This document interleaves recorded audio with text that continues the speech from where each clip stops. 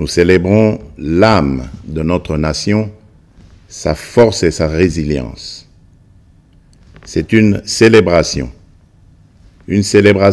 de notre liberté chèrement acquise par le courage et les sacrifices consentis par les pères de notre indépendance qui ont combattu sans relâche les affres du colonialisme pour que nous puissions jouir de notre liberté et de notre souveraineté.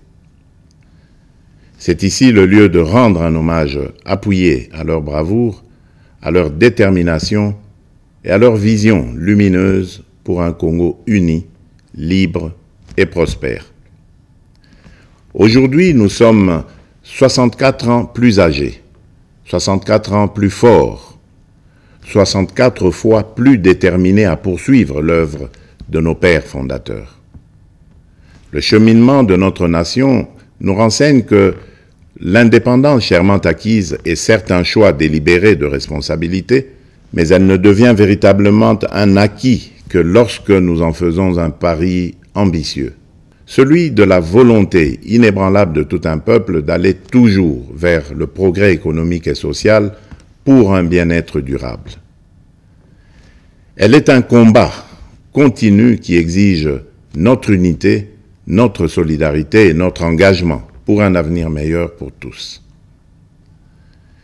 Mes très chers compatriotes, cette commémoration est marquée cette année par l'installation effective des institutions de la République et des animateurs issus du 4e cycle électoral qui a connu pour la première fois la participation d'une partie de nos compatriotes vivant à l'étranger. Ce processus est appelé à s'étendre à l'ensemble de la diaspora congolaise à travers le monde.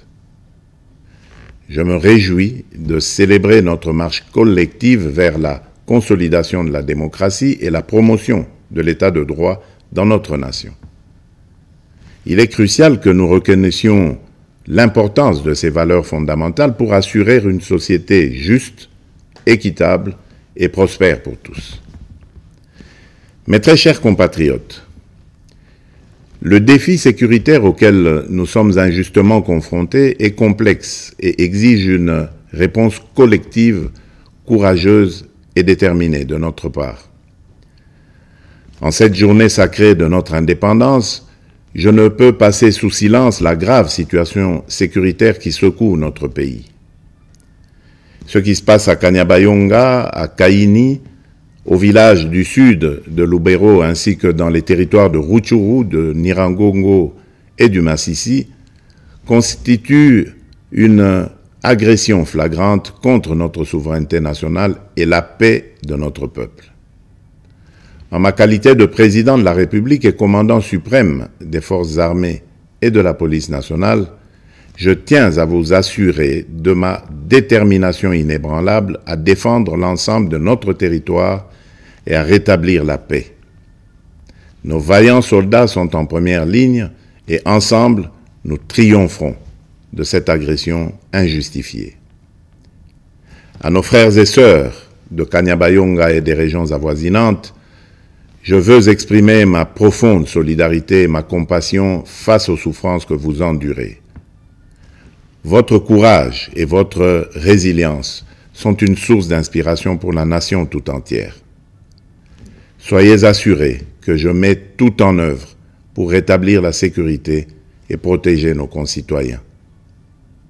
Je viens de tenir un Conseil supérieur de la défense élargi et des instructions claires et fermes ont été données pour la sauvegarde de l'intégrité territoriale de notre pays.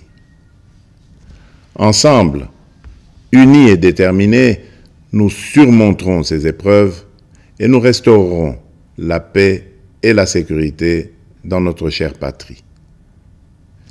Mes très chers compatriotes, les forces extérieures hostiles qui agressent injustement notre pays évoquent le prétexte farfelu des supposées exactions commises contre les communautés rwandophones établies chez nous. Les justifications brandies par les auteurs connus de cette agression sont manifestement dénuées de tout fondement. Je tiens à rappeler fermement que la République démocratique du Congo, fidèle à son hospitalité légendaire, respectueuse des principes humanitaires et de ses obligations internationales, a toujours, depuis son accession à l'indépendance, accueilli par vagues de réfugiés venant des pays voisins. À titre d'exemple, la République démocratique du Congo a offert son hospitalité notamment aux communautés angolaises, burundaises et centrafricaines en raison de nombreux et violents conflits qui avaient secoué leur pays en son temps. Ces dernières ont toujours vécu en harmonie avec les 450 communautés autochtones et locales. La question des réfugiés est une préoccupation majeure pour notre gouvernement et nous la traitons avec sérieux, méticulosité et compassion. Cependant, le refus persistant de notre voisin de coopérer pleinement sur des questions essentielles, telles que convenues avec le Haut Commissariat des Nations Unies pour les réfugiés, complique la résolution de cette crise humanitaire. Prenant donc la mesure de l'héritage de notre indépendance, nous augmentons sensiblement les moyens de défense et de sécurité pour protéger avec plus d'efficacité nos frontières et nos populations. C'est pourquoi j'ai instruit le nouveau gouvernement de la République d'investir prioritairement dans le renforcement des capacités de l'État à sécuriser le territoire et la population avec un budget cumulé sur les 5 ans représentant 20% du budget annuel, essentiellement destiné à poursuivre des actions de la montée en puissance de nos forces de défense et de sécurité.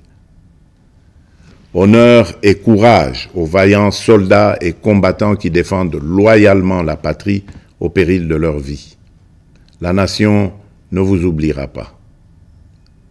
En cette période où notre nation est confrontée à des défis sécuritaires multiformes, j'en appelle à l'harmonie et à la cohésion de toutes les communautés pour unir nos forces, promouvoir la paix, le respect mutuel, afin de consolider la transformation socio-économique de notre pays. Debout, Congolais. Mes très chers compatriotes, les perspectives économiques pour cette année 2024 restent globalement favorables, malgré les défis persistants, notamment sur le plan sécuritaire. La croissance attendue à fin décembre 2024 devrait être supérieure à la moyenne de l'Afrique subsaharienne projetée à 3,8%. Certes, l'inflation et la dépréciation du franc congolais face aux devises étrangères pèsent sur les prix intérieurs. Mais, soutenus par des réformes économiques et des investissements massifs dans les infrastructures, les services et le secteur minier, les perspectives de croissance de la République démocratique du Congo pour 2024 restent optimistes. À partir de ces perspectives, je suis convaincu que la République démocratique du Congo est résolument engagée dans la trajectoire des pays à revenus intermédiaires grâce à la transformation de l'agriculture et de l'industrie. C'est pourquoi nous devons poursuivre les réformes, projets et actions initiées sous mon premier quinquennat qui ont produit des résultats positifs sur les structures de l'État et de la société. Il s'agit, entre autres, de la restauration de la fonction de contrôle financier et d'audit des comptes publics pour améliorer la gouvernance, la consolidation de nos réserves de change évaluées actuellement à 5 milliards de dollars américains, la gratuité de l'enseignement de base, les différents paliers de la couverture santé universelle ainsi que le programme de développement local des 145 territoires. Ces acquis seront capitalisés par les réformes initiées pour assurer une transition vers une économie plus diversifiée grâce principalement à la transformation agricole et au développement des infrastructures dans le secteur des routes, des chemins de fer, du numérique et de l'énergie. Dans ce sens, j'ai instruit le gouvernement d'accélérer, dès cette année 2024, le déclenchement de la deuxième phase de ce vaste programme minerai contre infrastructure qui va contribuer à la promotion du marché intérieur et à la création d'emplois. Pour illustration, Ce programme d'infrastructure permettra de relier le sud et le nord du pays. Cela va non seulement consolider notre réseau national de transport multimodal, mais aussi améliorer sensiblement la qualité de la communication à l'intérieur du pays.